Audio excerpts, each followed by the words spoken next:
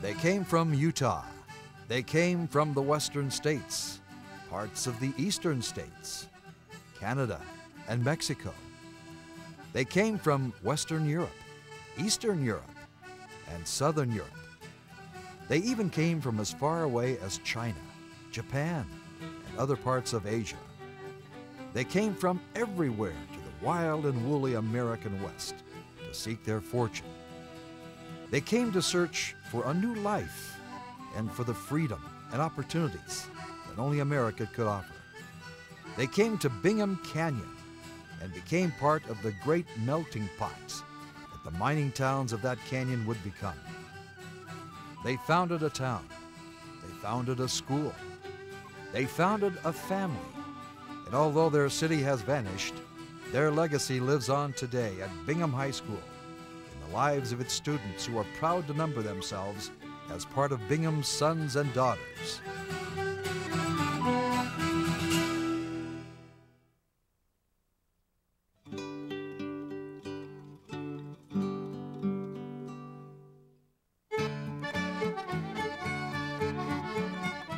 Bingham Canyon, located in the Oquirrh Mountains in southwestern Salt Lake Valley, was named after two Mormon pioneers, Thomas and Stanford Bingham.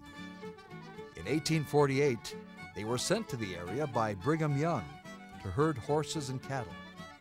While there, they discovered gold, but were advised by Brigham Young not to mine at that time. The discovery was soon forgotten after 1850 when the Binghams moved to Weber County.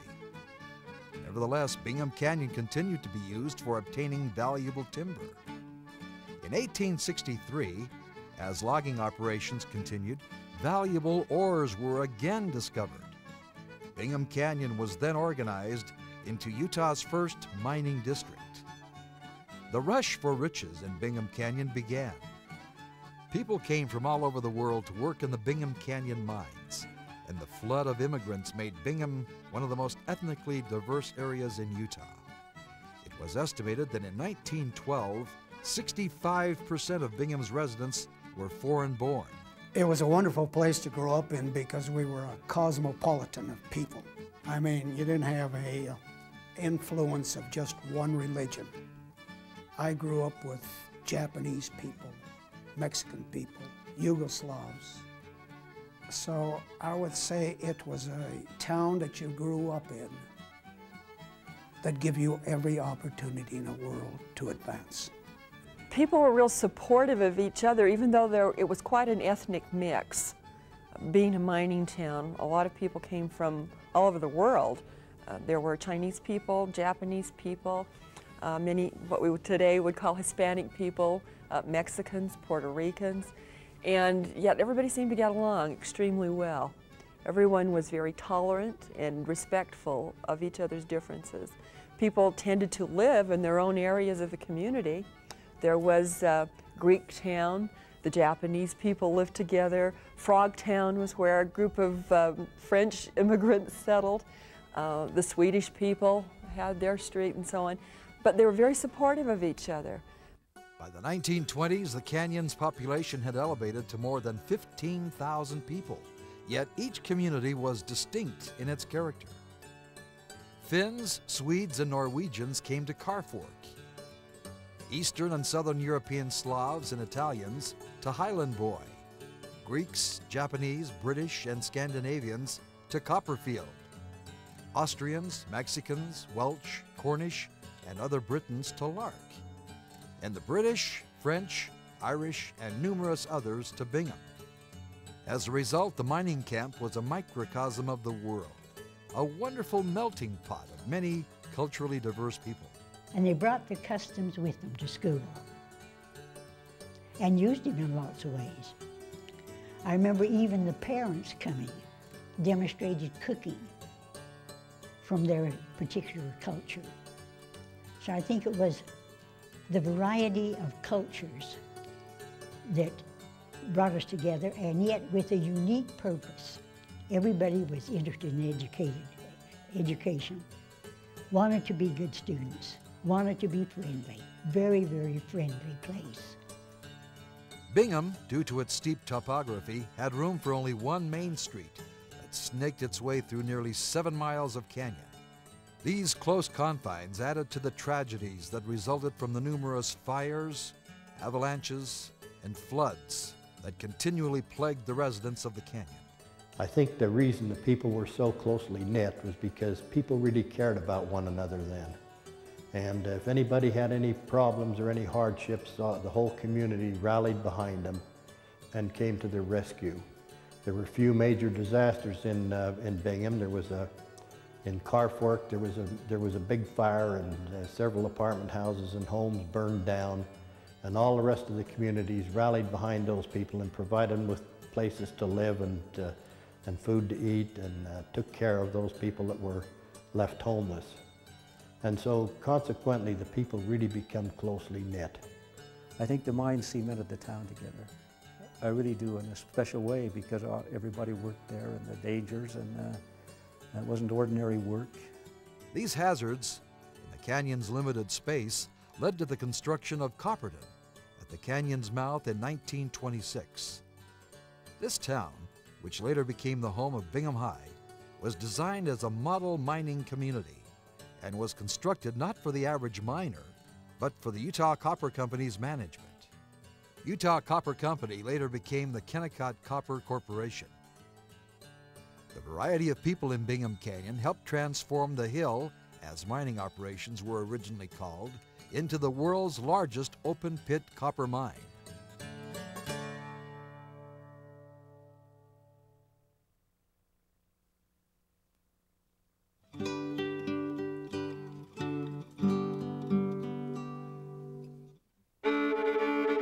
Public education had its beginnings in Bingham Canyon as early as 1873, when residents petitioned Salt Lake County to organize a school district. However, for the next 35 years, one could only advance to grade 8 in Bingham's educational system. In the fall of 1908, with E.C. Hart as the supervising teacher, Bingham High School was established as a branch of Jordan High School in the recently created Jordan School District. Classes were held in some rooms located above Canyon Hall, on the corner of Bingham's Main Street and Markham Gulch. F.G. Eskelson was made principal of Bingham High in January 1910, and the school was made independent of Jordan High. Bingham High's first graduating class was the class of 1912, which totaled 5 students. That same year, the Jordan School District started construction on a new high school building north of Canyon Hall, adjacent to the Central Grade School. This 3-story red brick structure, which had 2 big doors that opened onto Bingham's Main Street, was completed in 1913. It was an interesting old building. At first, it was like 3 buildings hooked together. They had the primary children, the junior high school, and the high school. We had wonderful experiences there. On the other side of the elementary school, a few hundred feet down the canyon, a multi-storied physical education building with a gymnasium, circular track, and swimming pool was opened in 1915. This welcomed addition for Bingham's sports later became the town's recreational civic center. Students from the towns of Bingham, Copperfield, Highland Boy, and Lark were brought to this new school with buses pulled by horses. The high school's first building was used until 1925. In that year, due to overcrowding, enrollment had reached 140 students. Bingham High was moved to a blackish-blue brick structure located a few hundred yards up the street in Bingham. But even this 4-storied building, dubbed the Old Blue Prison by some, wasn't big enough for long. By 1931, Bingham's miners were again moved to a spacious new building with 26 classrooms and a gymnasium in Copperton. Although many Binghamites were very unhappy about the school moving out of their city, they soon adopted it as their own. To live in Copperton was a choice experience because everybody gets along. Everybody's concerned about everybody else, and everybody's your friend. In years past, the school was a center of community activity, and everyone went to the school to participate in the, to watch the plays and to listen to the music and to watch the ball games, and it was important in everyone's life. And it was what their lives were centered around the school activities, and it was very meaningful to them. I think one of the best things about Bingham and the school was that the community was so supportive. This school was the meeting place for all of the surrounding towns in the community. All of the activities basically centered around this school. And even when we left this building, and to this day at the new high school, the community is very supportive. From the time it opened, the Copperton School was constantly being enlarged and remodeled. Additions in the 1930s included a stadium, auditorium, and bus garage, built in part with WPA Depression-era labor. In the 1950s, the field house, agricultural shop, and wrestling gym were added. The final additions occurred in the 1960s, when a girls' gym, music rooms, team and teachers' classrooms, auto mechanic shop, and a dance studio were completed.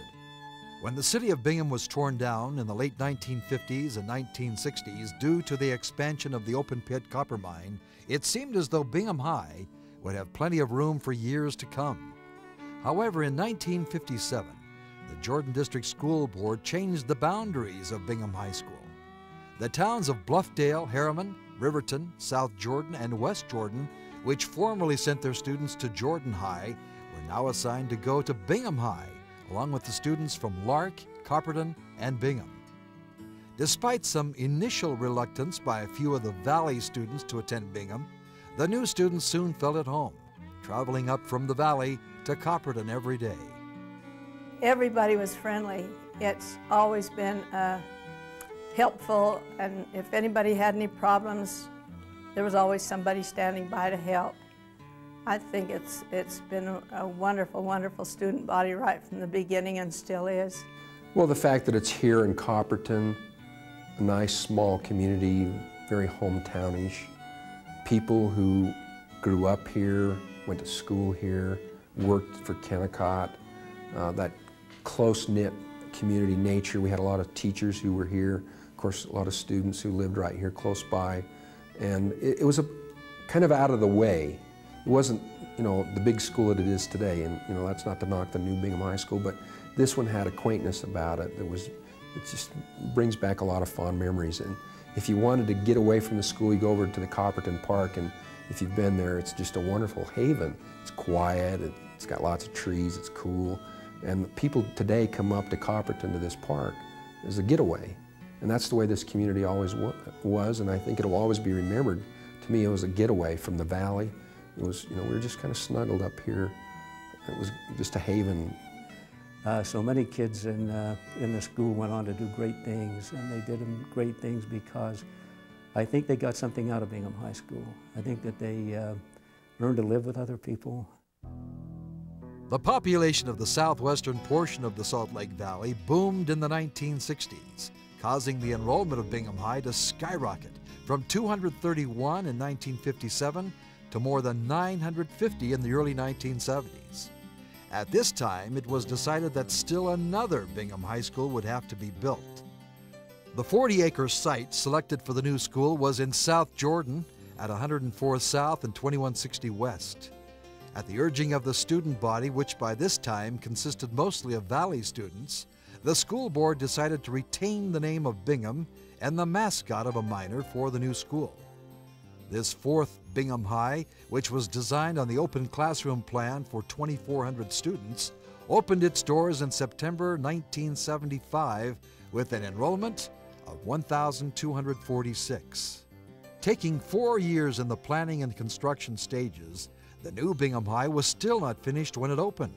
School was hectic the entire first year, as construction crews worked around students and faculty members who tried to make the best of a difficult situation. Nevertheless, old traditions were continued, and new traditions were added at the new South Jordan School, which by the 1990s had grown to be the largest high school in the state of Utah. I think the motto is people serving people, caring not individually for yourself, but people helping people. I think that's a good motto for the community. and for Bingham High School, which will and has lived on as they've gone from here down to South Jordan. We were so happy when they kept the name of Bingham High School when they moved it to South Jordan, because it has so many traditions and so much wonderful, wonderful reputation. So we wanted it to be preserved, and we were grateful when they did that. Despite the fact that Bingham High has had 5 locations and 4 buildings since its beginning in 1908, has left the town at Bingham and even Bingham Canyon, the school has tried to maintain its distinctive character. Locations, physical facilities, and times have changed. But for Bingham High, it has not been the bricks and mortar that have made the school, but its traditions, faculty, and students. This has made Bingham one of a kind. A school that has had a blast of a past and is looking forward to a dynamite future.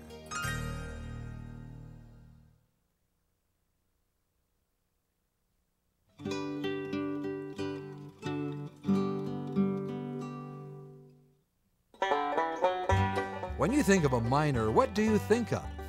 In the early days of Bingham, it could have been an industrious prospector panning for gold, or a hard rock laborer toiling 12 hours a day in constant danger deep within the Oquirrh Mountains. Both engaged in bone-wrenching labor in their quest for valuable minerals. When they found riches, the cry of "Eureka!" could be heard. They had hit pay dirt. Considering Bingham's rich mining history, it was only natural that Bingham High School's mascot be this industrious, hard-working miner. The miner mascot, to me, is the great symbol of the unique history and tradition that is Bingham High School. It is a connection to what Bingham High School was and how it started, and really is the perfect symbol for this connection to things in the past and to the people who made this all happen. So it just absolutely went along with what our community stood for. And they have carried that out even though they've moved away from the mining community. You take this certain society, this community, back to its roots. Hardworking people who made their living pulling minerals and elements out of the hillside. That's where the roots of our community come from.